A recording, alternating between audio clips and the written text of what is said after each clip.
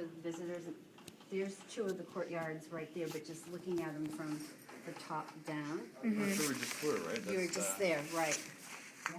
And this is the lobby that we're just directly over. And then, see, there's actually two ICUs. I only took you into the surgical ICU. There's a medical ICU over here, and it's the very same thing. They also have courtyards.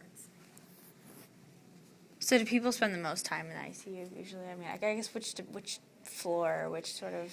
Our length of stay in the ICU, the average length of stay is only about 3 days. Okay. Of course, we do have patients who stay there a whole lot longer, and a few patients a little bit shorter than that. So as time has gone by, patients, their length of stay just seems to be getting shorter and shorter, just trying to get the patients out and try to keep the costs down. Plus, I think medicine has become, so much more sophisticated. Like an open heart patient, they come to us directly from the operating room.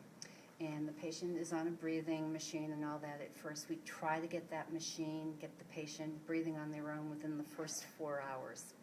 Usually, so if the patient comes to us by noontime, by 4 o'clock in the afternoon, they should be breathing on their own. And I'm going to say by 8 o'clock at night, some of them are sitting either on the edge of the bed or have gotten up into a chair. Wow.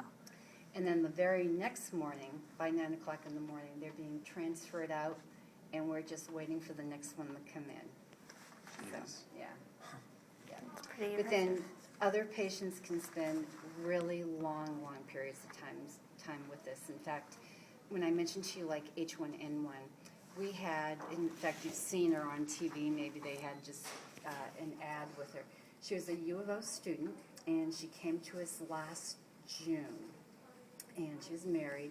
She was about 25 weeks pregnant, and she came down with the H1N1 virus. And I'd have to say she was probably one of the sickest patients I have ever seen in all the years I've been a nurse.